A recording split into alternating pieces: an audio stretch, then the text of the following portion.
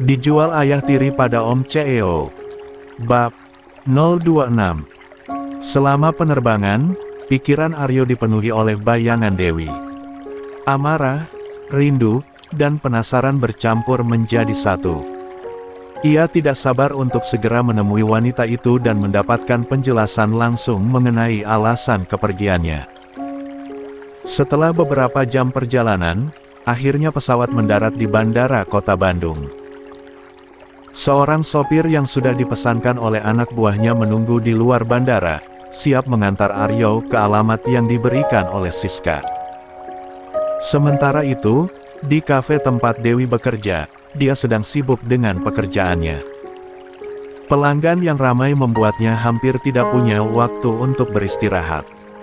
Ia merasa tubuhnya mulai lelah, dan rasa tidak nyaman di perutnya semakin terasa.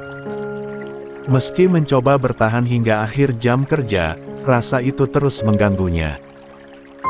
Setelah memastikan semua tugas selesai, Dewi menghampiri Bu Susi, pemilik kafe, untuk berpamitan.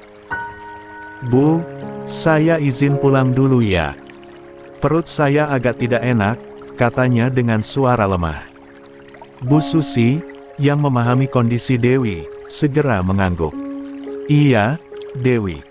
Kamu pulang saja dulu, biar sisanya dibereskan yang lain. Istirahat ya sampai rumah."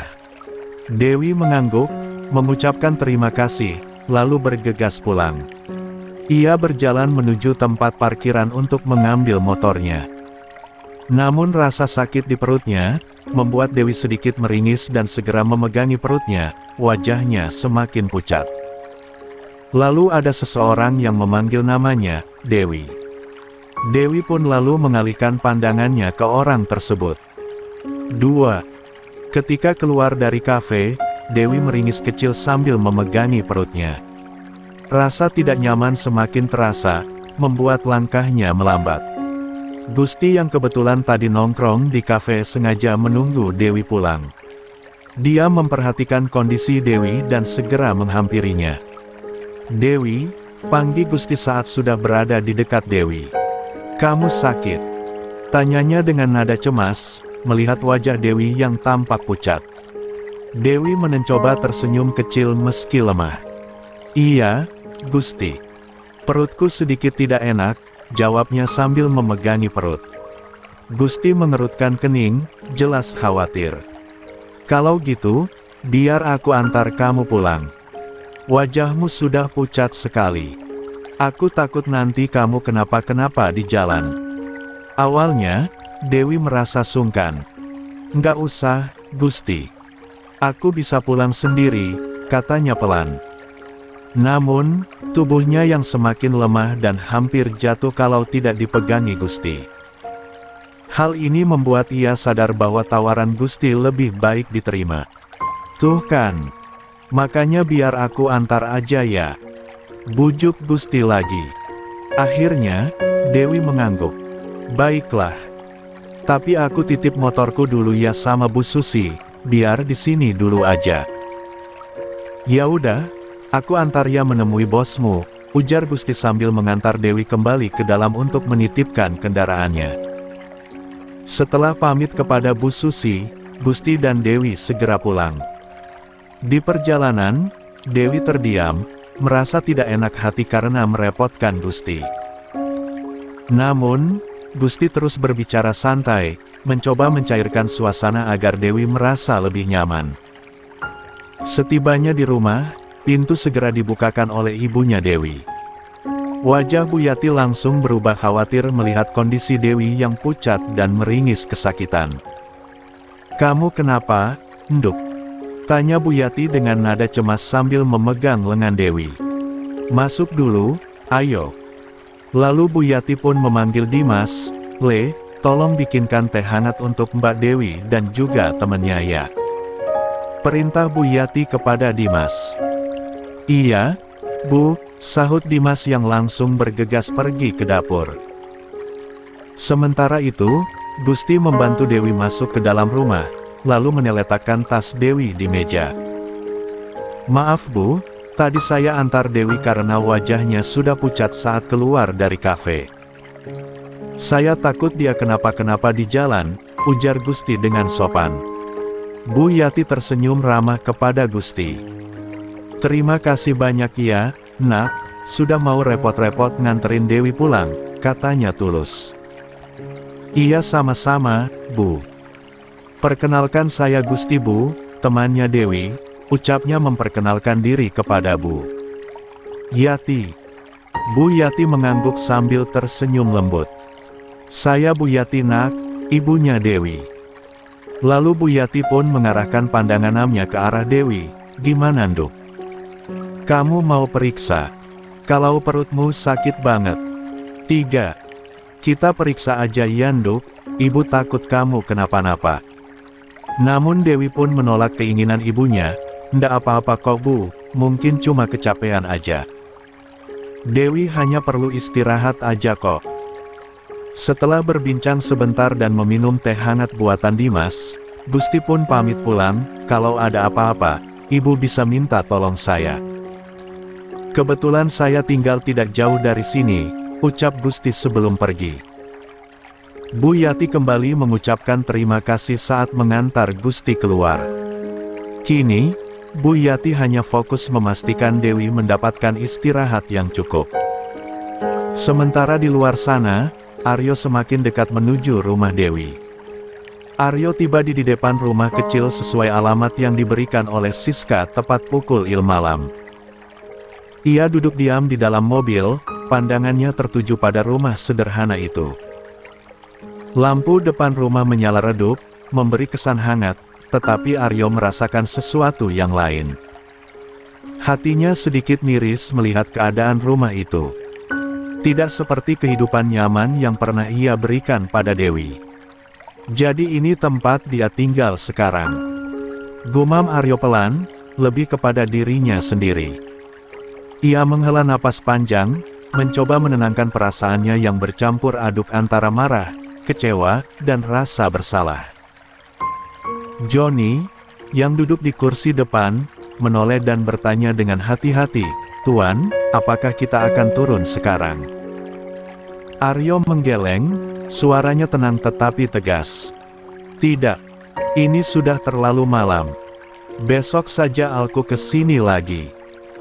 "Malam ini lebih baik kita menginap di hotel," jawab Aryo sambil mengalihkan pandangannya dari rumah itu. Johnny mengangguk patuh, lalu langsung menghubungi anak buah mereka melalui radio komunikasi. "Cari hotel di sekitar sini. Pastikan tempatnya aman dan nyaman untuk Tuan Aryo," perintah Johnny. Tak lama kemudian, mobil mereka meninggalkan tempat itu menuju hotel yang sudah dipersiapkan. Meski mobil bergerak menjauh, Aryo masih terdiam, pikirannya tetap tertinggal di rumah kecil itu.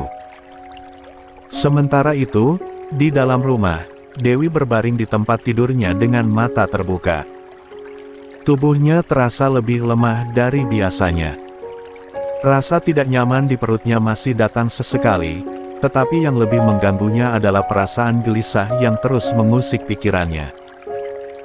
Lah menarik selimut hingga ke dada, mencoba meredakan dingin yang terasa menusuk meski cuaca tidak terlalu buruk malam itu. "Kenapa perasaanku tidak enak begini?" bisiknya sambil memandang langit-langit kamar. Berbagai pikiran melintas di benaknya. Ia teringat wajah Aryo, teringat kehidupannya yang dulu, dan teringat alasan kenapa ia memutuskan untuk pergi.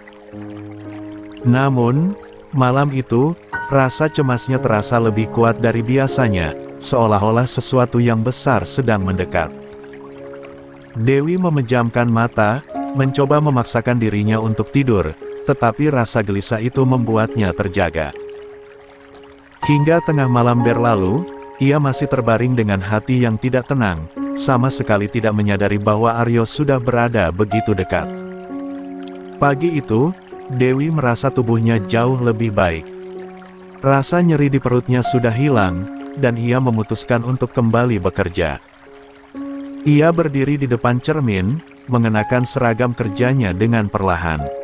Wajahnya 4. Masih sedikit pucat, tetapi ia mencoba tersenyum untuk menguatkan dirinya sendiri. Bu Yati, yang sedang menata dagangannya di teras depan, melihat Dewi bersiap-siap dan segera menghampirinya. "Loh, Nduk, kamu mau kerja hari ini?" tanya Bu Yati dengan nada khawatir. "Iya, Bu. Perut Dewi sudah enakan kok, sudah lebih baik," jawab Dewi sambil melipat ujung lengan bajunya. Bu Yati menggeleng pelan, raut wajahnya penuh kekhawatiran. "Nduk, kamu lebih baik istirahat saja. Ibu takut kalau kamu kenapa-napa, apalagi sama bayimu. Minta cuti aja ya, biar hari ini kamu istirahat." Dewi tersenyum tipis, meski tahu ibunya khawatir. "Nggak apa-apa, Bu. Insya Allah Dewi kuat kok. Lagi pula Dewi kan pegawai baru, nggak enak kalau sering minta cuti," ucapnya, mencoba menenangkan ibunya. Bu Yati menarik napas panjang, jelas tidak setuju. "Nduk, biar ibu saja ya, yang cari uang. Kalau cuma untuk makan sehari-hari sama biaya sekolah Dimas, hasil jualan ibu cukup. Kamu nggak usah ikut kerja. Ibu takut kamu kecapean." Namun, Dewi menggeleng lembut. "Tenang, Bu. Kalau nanti Dewi udah nggak kuat, Dewi bakal keluar, kok. Sekarang Dewi masih bisa, insya Allah." Bu Yati hanya bisa menghela napas panjang lagi. Ia tahu betul keras kepala anak perempuannya itu. "Ya sudah, yang penting hati-hati ya, Nduk. Kalau badanmu nggak enak, istirahat saja. Kalau sampai dimarahin bosmu, keluar aja. Jangan dipaksa," ucap Bu Yati dengan nada penuh kasih sayang. Dewi tersenyum dan mengangguk, meski hatinya tahu bahwa ia tidak ingin membebani ibunya terus. Setelah selesai bersiap, ia duduk di ruang tamu sedikit kebingungan. Motor yang biasa ia gunakan masih tertinggal di kafe kemarin. Di saat ia masih kebingungan, suara motor terdengar mendekat. Ketika Dewi melongok keluar, terlihat Gusti berhenti di depan rumahnya. Dengan senyum ramah, Gusti melambaikan tangan. "Pagi, Dewi. Yuk berangkat bareng. Motormu kan masih di kafe," ucap Gusti. Dewi sedikit terkejut, tetapi segera tersenyum. "Wah, Mas Gusti, terima kasih ya. Aku memang bingung gimana mau berangkat tadi," katanya sambil menghampiri Gusti. Bu Yati yang melihat Gusti datang untuk menjemput Dewi, merasa sedikit kurang senang. Karena bagaimanapun, Dewi masih berstatus istri Aryo. Namun, Bu Yati tetap harus berterima kasih pada Gusti, karena sudah baik membantu Dewi. "Nak Gusti, terima kasih banyak ya sudah mau membantu Dewi. Tapi ibu nggak enak, Dewi terus ngerepotin kamu," ucap Bu Yati. Gusti menggaruk kepalanya, sedikit salah tingkah. "Ah, nggak apa-apa, Bu. Kebetulan kami searah, saya juga mau sekalian ke kampus." Dewi merasa sedikit canggung, tetapi ia tetap naik ke motor Gusti setelah berpamitan dengan Bu Yati. "Hati-hati ya, Nduk," pesan Bu Yati sebelum melihat mereka pergi. Dewi mengangguk, dan motor Gusti pun melaju perlahan menuju kafe Harmoni. Pagi itu, Aryo memutuskan untuk segera ke rumah Dewi. Dalam perjalanan, mobil mereka melaju perlahan menyusuri jalan kecil yang mengarah ke rumah sederhana tersebut. Namun, tiba-tiba Joni, yang duduk di kursi depan, menunjuk ke arah sebuah motor yang melintas dari arah berlawanan. "Tuan, itu sepertinya Nona Dewi," ujar Joni, matanya memicing untuk memastikan. 5. Aryo langsung memalingkan wajah ke arah yang ditunjuk. Seketika dadanya berdegup kencang. Benar saja, ia melihat Dewi sedang dibonceng oleh seorang pria. Wajah Dewi tidak begitu jelas, karena tertutup helm. Namun, Aryo masih bisa mengenali kalau itu adalah istrinya. Melihat hal itu, sontak memicu kemarahan di hatinya. Putar balik. Perintah Aryo tegas pada sopir. Sopir langsung memutar mobil dan mulai mengejar motor yang membawa Dewi.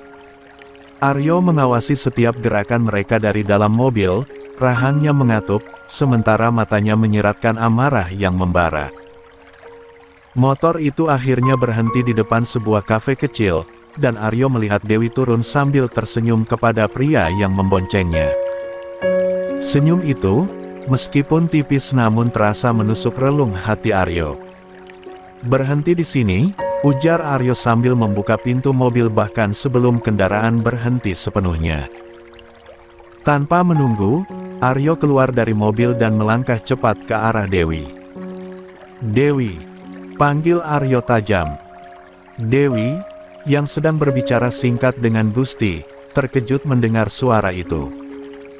Ia menoleh, dan matanya langsung membelalak. "Mas Aryo," gumamnya pelan, hampir tak percaya dengan apa yang dilihatnya. Aryo berdiri di sana, wajahnya penuh amarah dan tatapannya menghujam langsung ke arahnya.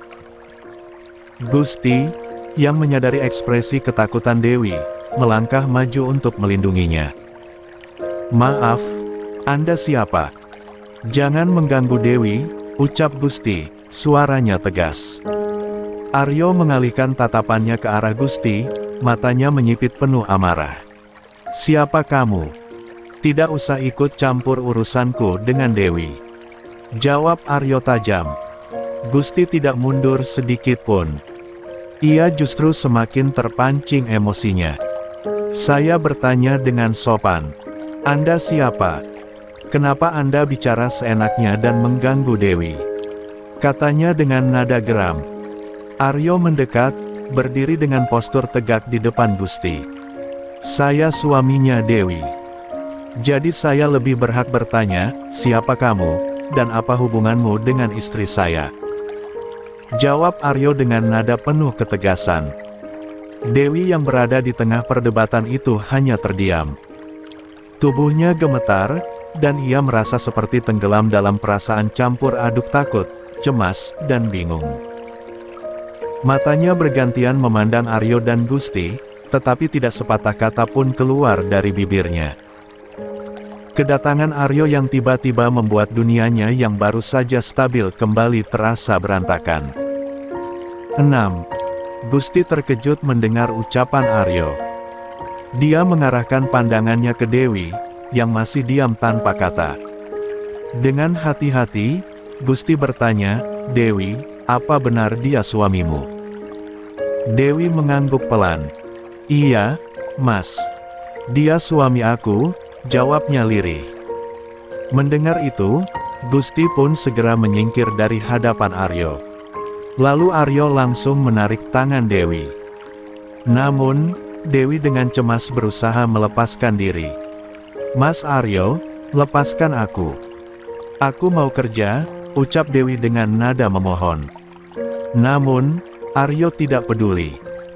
"Kamu harus ikut aku, Dewi," balasnya tegas. "Tapi Mas..."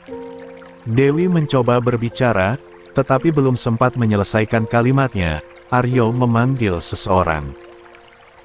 "Johnny, bilang pada atasannya Dewi, kalau dia mengajukan resign," perintah Aryo. Johnny mengangguk tanpa bertanya, lalu bergegas menuju kafe tempat Dewi bekerja. "Enggak. Jangan Mas, aku butuh kerjaan itu," teriak Dewi. Namun, Aryo tetap tidak menghiraukan teriakan Dewi. Dia terus menarik Dewi dan membawanya masuk ke mobil. Dewi hanya bisa pasrah, meskipun hatinya bergejolak. Dia tahu, apapun yang dia lakukan, Aryo tidak akan melepaskannya. Di dalam mobil, sepanjang perjalanan menuju hotel, suasana dipenuhi keheningan. Dewi dan Aryo sama-sama tenggelam dalam pikiran masing-masing, tanpa sepatah kata pun terucap. Sesampainya di hotel, Aryo membawa Dewi ke kamarnya. Begitu mereka masuk, Aryo mengunci pintu dan menarik Dewi agar duduk di sofa, Dewi menurut tanpa suara, tubuhnya gemetar dan matanya dipenuhi ketakutan. "Katakan, Dewi, kenapa kamu pergi?" Aryo bertanya dengan nada tajam. Dewi hanya menunduk, tidak berani menjawab atau sekadar melirik ke arah Aryo. Melihat itu, Aryo kehilangan kesabaran. "Jawab aku, Dewi." Bentaknya keras. Tangis Dewi pecah. Tubuhnya gemetar hebat. Namun, kata-kata seolah tersangkut di tenggorokannya, tidak mampu keluar. Aryo mendekat, mencengkeram dagu Dewi dengan kuat, membuatnya meringis kesakitan. "Jawab aku, atau aku akan semakin marah padamu," ancam Aryo dingin, wajahnya begitu dekat hingga Dewi bisa merasakan napasnya. Namun Dewi tetap bungkam. Melihat Dewi yang tetap diam, Aryo pun meledak. Dia menyeret Dewi ke kamar tidur dan melempar tubuhnya ke atas kasur dengan kasar. "Inikah yang kamu inginkan, Dewi?" Aryo menatapnya tajam. "Aku sudah pernah bilang padamu dulu. Jangan pernah menentangku, karena aku tidak akan bersikap lunak lagi padamu." Dewi hanya bisa menangis dalam diam, hatinya penuh dengan ketakutan dan penyesalan, sementara Aryo berdiri di sana, penuh amarah dan kekecewaan. Dewi beringsut mundur, menghindari Aryo yang mendekatinya dengan tatapan marah. Namun, gerakannya terhenti ketika punggungnya menabrak ujung ranjang. "Mas Aryo, tolong. Aku mohon, maafkan aku," bisik Dewi dengan suara gemetar. Ketakutan menyelimuti wajahnya. Dia tahu situasi ini tidak akan berakhir baik, terlebih dengan kondisinya sekarang. Aryo, yang amarahnya sudah membara, tidak mendengarkan. Dengan cepat, dia meraih dasi yang masih melingkar di lehernya dan mengikat pergelangan tangan Dewi dengan kasar. "Kamu pikir aku segampang itu memaafkan kamu? Aku tidaklah sebaik itu, Dewi." Bisiknya di telinga Dewi yang membuat Dewi merinding ketakutan. "Mas Aryo, tolong. Aku mohon, jangan lakukan ini. Aku bisa jelaskan." Suara Dewi pecah di antara tangis. Dia meronta, mencoba melepaskan diri dari jeratan dasi itu, tetapi Aryo terlalu kuat. "Aku muak dengan semua ucapanmu, Dewi. Aku sudah memberikanmu kesempatan sekali, tapi kamu memilih untuk mengkhianatiku." Aryo membentaknya lagi, matanya menyala penuh kemarahan.